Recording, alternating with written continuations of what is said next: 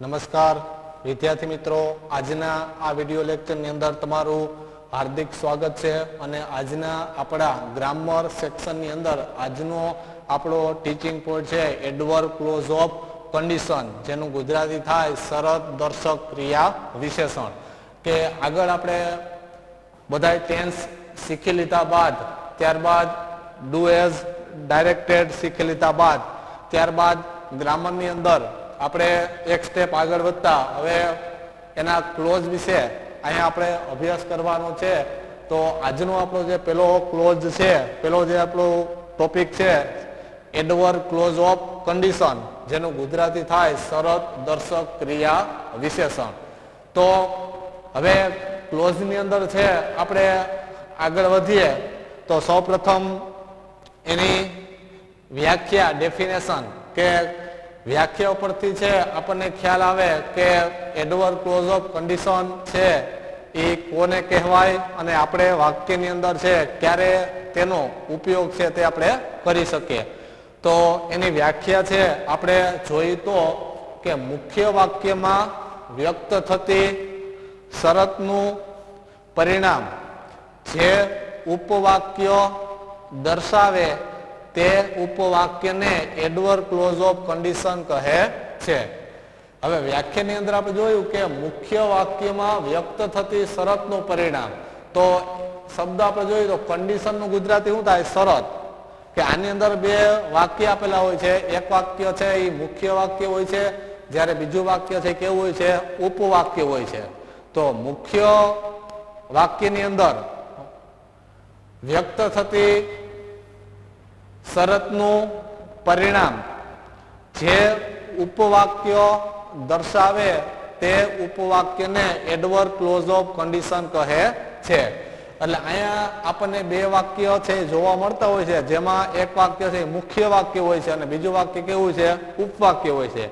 કારણ કે મુખ્ય વાક્ય છે એ શું બતાવતું હોય છે? એ કોઈ પણ પ્રકારની એક શરત છે એ દર્શાવતું હોય છે, જ્યારે ઉપવાક્ય છે એ શું બતાવતું હોય છે? જે તે શરતનું પરિણામ છે પોતે બતાવતું હોય છે. ત્યારબાદ એના પછીનો બીજો ટોપિક છે, બીજો પોઈન્ટ આપણો આવશે કન્જક્શન, એટલે એનું ગુજરાતી થાય સંયોજક. બરાબર? આની અંદર આપણે બીજો મુદ્દો છે એ આપણે કયો આવશે? કન્જક્શન, જેનું ગુજરાતી શું થાય? સંયોજક. તો એડવર્બ ક્લોઝ ઓફ કન્ડિશનની અંદર કેટલા સંયોજકો વપરાય છે, કયા પ્રકારના સંયોજકો વપરાય છે, તે આપણે આ મુદ્દાની અંદર આપણે શીખવાનું છે. તો કન્જક્શનની અંદર આપણે જોઈએ તો આ ક્લોઝમાં સંયોજક તરીકે ઇફ, અનલેસ, આ ક્લોઝમાં સંયોજક તરીકે ઇફ, અનલેસ મૂકવામાં આવે છે, જેમાં ઇફ હકાર અર્થ દર્શાવે છે, જ્યારે અનલેસ નકાર અર્થ દર્શાવે છે.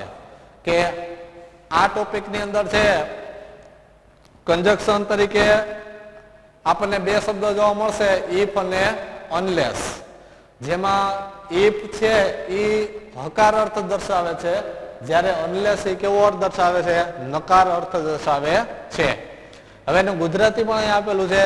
ઇફ નું ગુજરાતી થાય જો તો, અને અનલેસ નું ગુજરાતી થાય જો નહીં તો.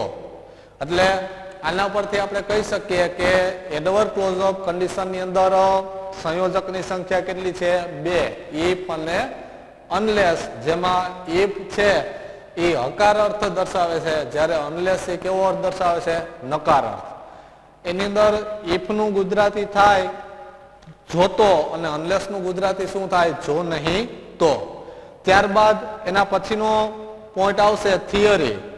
કે હવે એની થિયરી છે આપણે જોઈએ તો એડવર્બ ક્લોઝ ઓફ કન્ડિશનની થિયરી છે એની અંદર એનો પેલો પોઈન્ટ છે, સૌપ્રથમ આપેલ બે વાક્યમાંથી મુખ્ય વાક્ય અને ઉપવાક્ય ઓળખી કાઢો.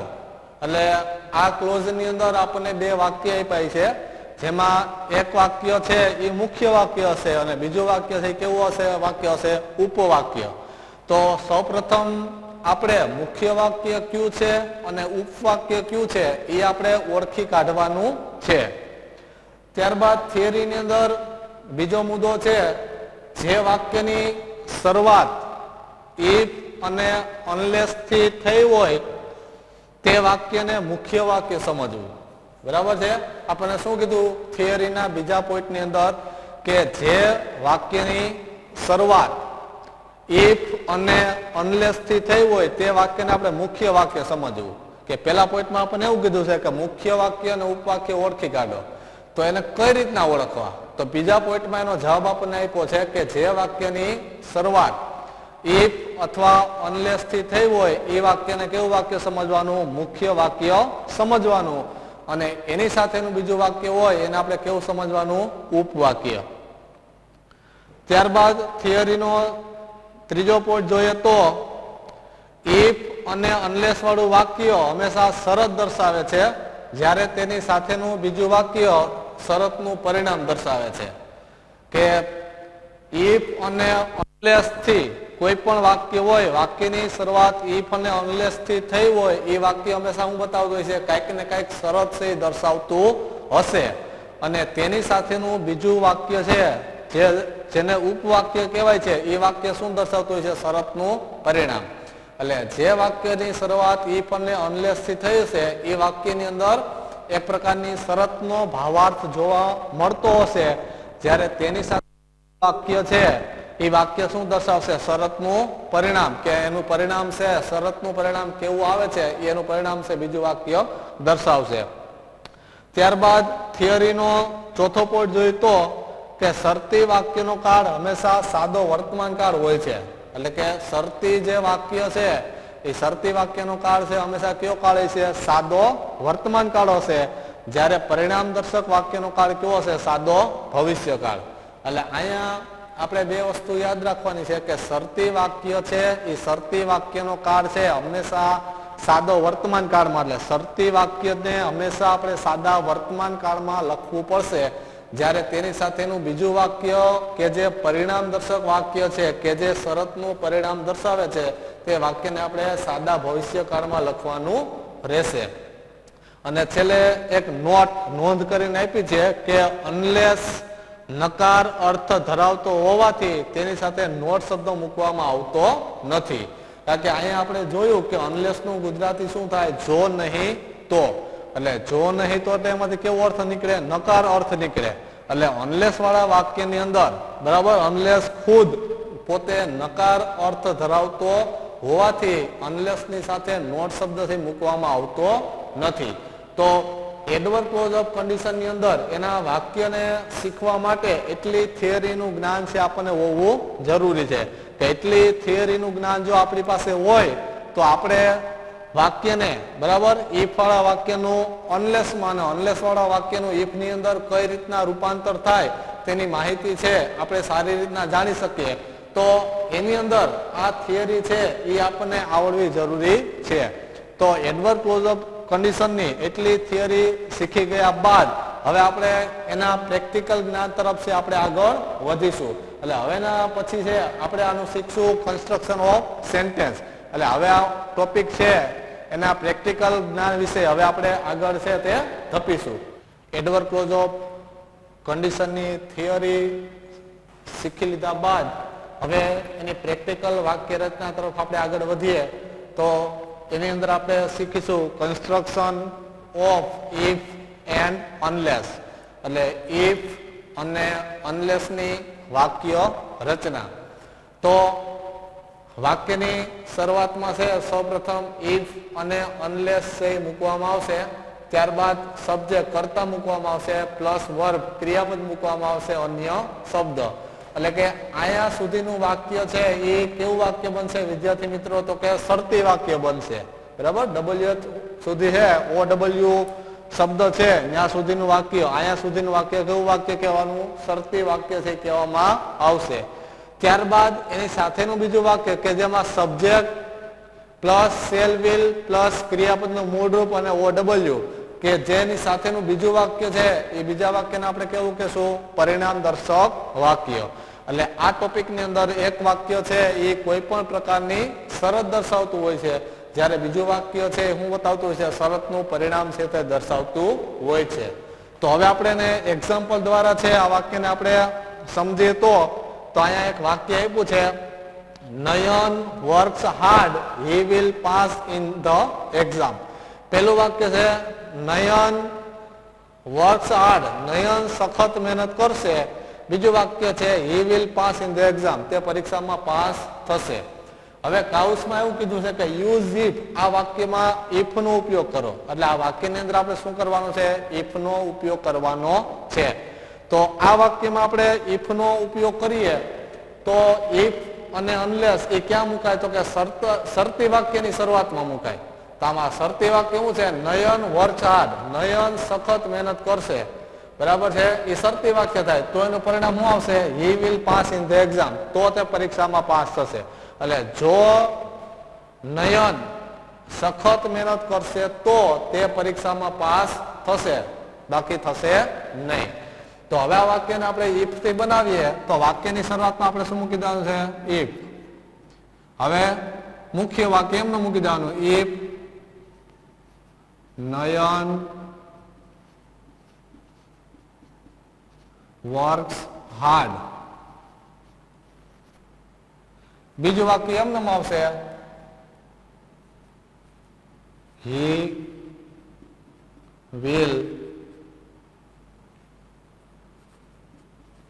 Pass in the exam. તો આ વાક્ય બની ગયું શરતી વાક્ય. બરાબર, આ વાક્ય હતું એ સાદું વાક્ય હતું, એમાં આપણને શું કીધું કે યુઝ ઇફ, એમાં આપણને ઇફ નો ઉપયોગ કરવાનો કીધો હતો, એમાં આપણે ઇફ નો ઉપયોગ કર્યો. તો પેલું વાક્ય હતું એ શરતી વાક્ય હતું અને બીજું વાક્ય છે કેવું વાક્ય હતું? પરિણામ દર્શક વાક્ય. તો ઇફ અને અનલેસ એ ક્યાં મૂકવામાં આવે? તો કે શરતી વાક્યની શરૂઆતમાં. એટલે કે ઇફ અને અનલેસ હંમેશા ક્યાં મૂકવામાં આવશે? તો કે વાક્યની શરૂઆતમાં. પણ એ વાક્યનો પ્રકાર છે કેવો? જે શરતી વાક્ય હોવું જોઈએ.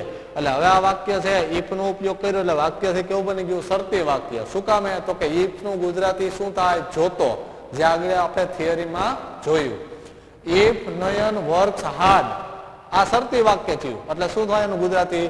જો નયન સખત મહેનત કરશે તો એ શું થાય? શરત થઈ.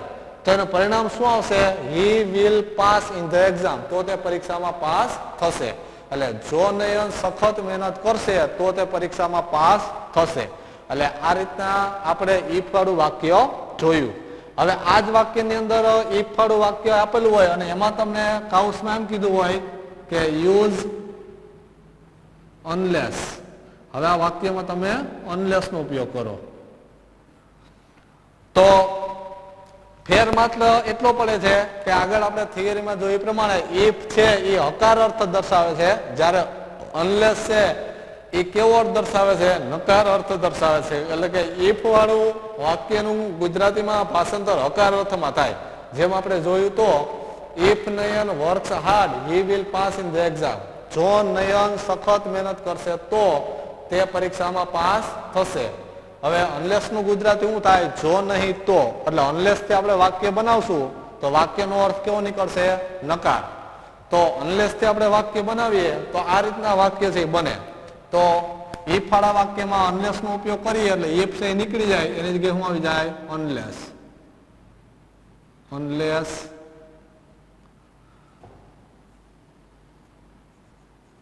પછીનું વાક્ય એમ નામ નયન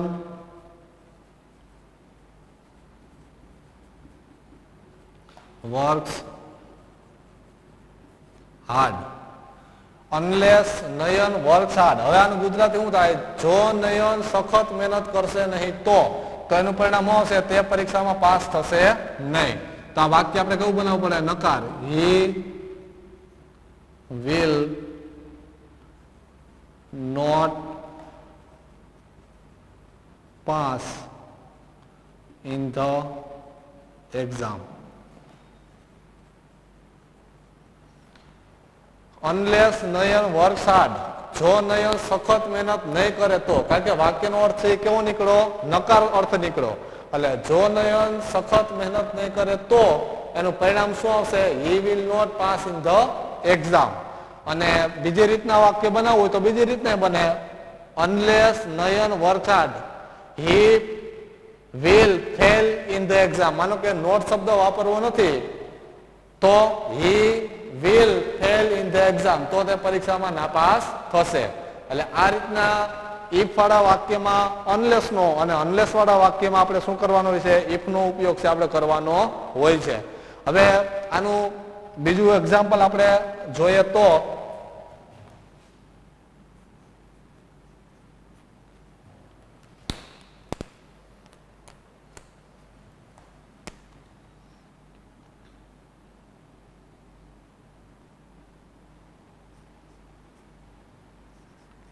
if Kohli plays well,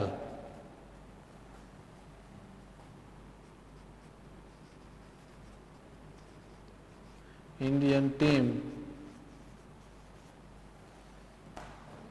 will win the match. હવે આ વાક્યમાં if આપેલું છે ને એમાં હવે આપણને શું કીધું છે કે use unless. if Kohli plays well, જો કોહલી સારું રમશે તો, આ શરત થઈ. if કોહલી plays well, જો કોહલી સારું રમશે તો, એ શરત થઈ. તો એનું પરિણામ શું આવશે? Indian team will win the match, તો ભારતીય ટીમ મેચ જીતશે. એટલે શું શરત થાય? જો કોહલી સારું રમશે તો ભારતીય ટીમ મેચ જીતશે, સારું નહીં રમે તો મેચ જીતશે નહીં. હવે આ વાક્યમાં આપણે અનલેસ નો ઉપયોગ કરીએ તો આ રીતના વાક્ય બને. ઇફ ની જગ્યાએ શું થઈ જાય? અનલેસ. તો unless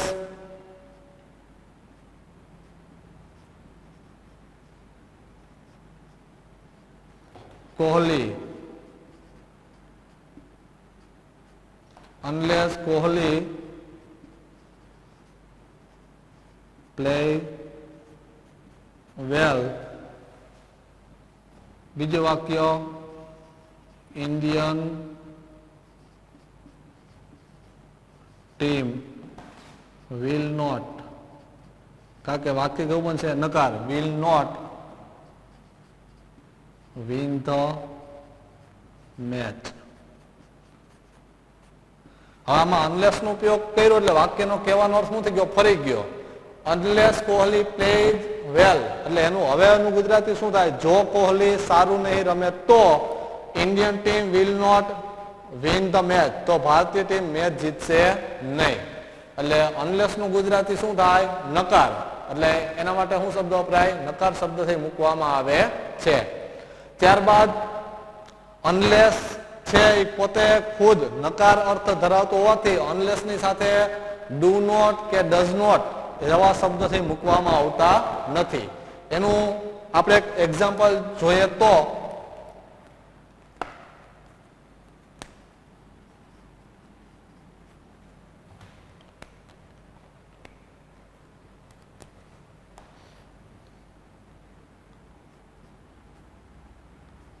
if you do not tell the truth, if you do not tell the truth, you will be punished. હવે આમાં આપણને કીધું છે કે યુઝ અનલેસ. હવે આ વાક્યનું આપણે ભાષાંતર જોઈએ તો શરતી વાક્ય છે, કેવું છે? નકાર છે.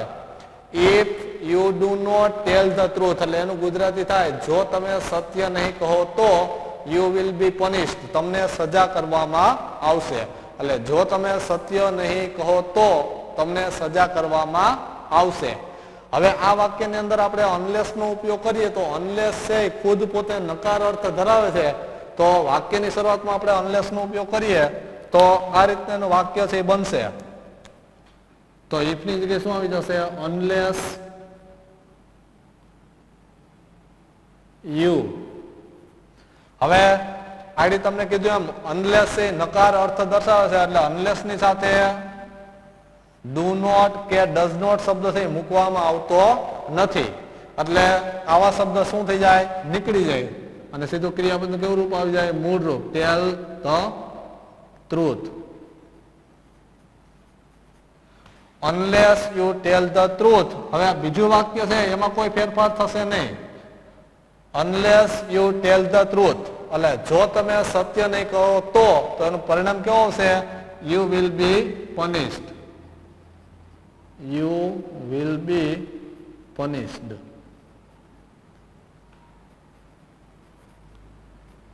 એટલે ઘણી વખત આવું બને છે કે ઈફ વાળું વાક્ય, શરતી વાક્ય, ઈફ વાળું શરતી વાક્ય જો નકાર હોય અને એની સાથે કરતા પ્રમાણે ડુ નોટ કે ડઝ નોટ મૂકવામાં આવેલા હોય અને એ વાક્યનો અનલેસમાં ઉપયોગ થાય, એ વાક્યનો અંદર, એ વાક્યની અંદર અનલેસનો ઉપયોગ થાય તો અનલેસ છે નકાર અર્થ ધરાવતો હોવાથી અનલેસ પોતાની સાથે ડુ નોટ કે ડઝ નોટ જેવા શબ્દ લેતું નથી.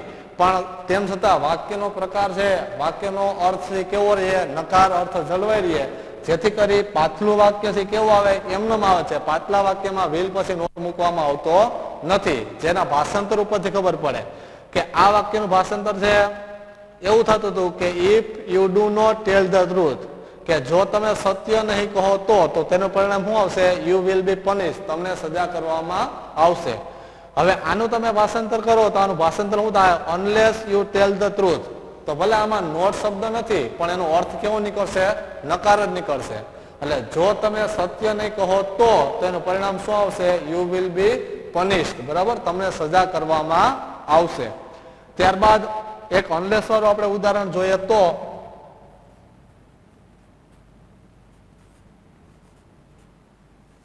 unless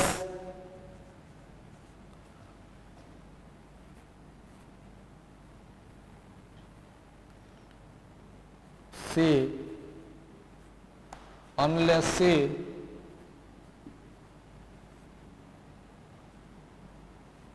sing well,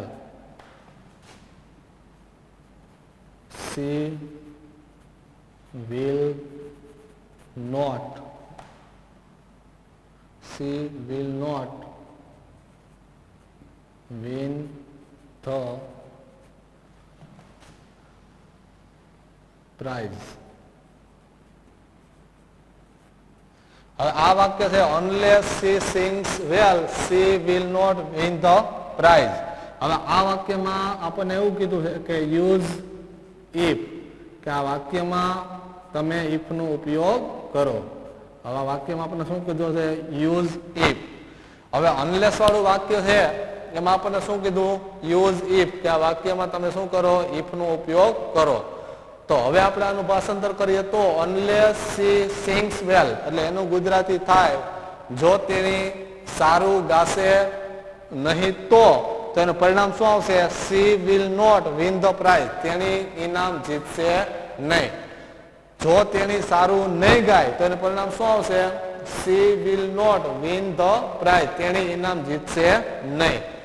શું કામ, તો કે વાક્યનો અર્થ કેવો છે, નકાર છે. નકાર છે એટલે પરિણામ દર્શક વાક્ય કેવું બન્યું, નકાર બન્યું.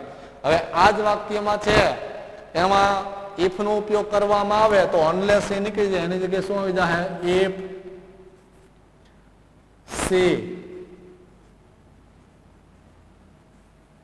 if she sings well. હવે આનો અર્થ કેવો નીકળે, if she sings well, જો તેણી સારું ગાશે તો એનું પરિણામ શું આવશે, she will win the prize.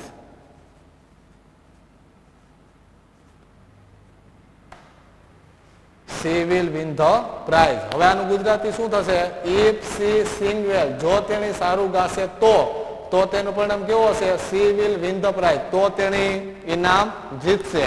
એટલે જો તેણી સારું ગાશે તો અહીંયા વાક્યનો અર્થ નકારમાંથી કેવો થઈ જાય, હકાર, એટલે વિલ પછી શું થઈ જાય, નોટ છે નીકળી જાય, તેણી ઇનામ જીતશે.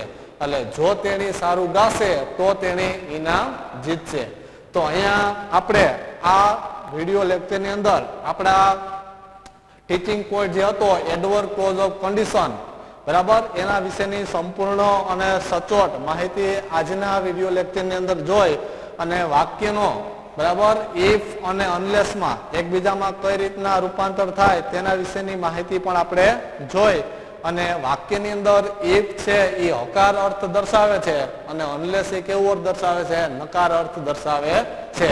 એટલે ઇફ વાળા વાક્યમાં આપણે અનલેસ નો ઉપયોગ કરીએ તો વાક્યનો ભાવાર્થ કેવો નીકળે અને અનલેસ વાળા વાક્યની અંદર ઇફ નો આપણે ઉપયોગ કરીએ તો વાક્યનો ભાવાર્થ કેવો નીકળે એની સંપૂર્ણ અને સચોટ માહિતી આજના આ વિડીયો લેક્ચરની અંદર આપણે જોઈ અને તદુપરાંત, બરાબર છે, વાક્યની અંદર અનલેસ નકાર અર્થ ધરાવતું હોવાથી અનલેસની નોટ કે ડઝ નોટ મૂકવામાં આવતા નથી. શું કામ? તો કે પોતે ખુદ નકાર અર્થ દર્શાવે છે.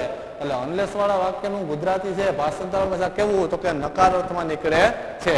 તો અહીંયા આ વિડીયો લેક્ચરની અંદર આપણે એડવર્બ ક્લોઝ ઓફ કન્ડિશન વિશેની સંપૂર્ણ અને અગત્યની માહિતી છે આજે આપણે શીખ્યા. Thank you.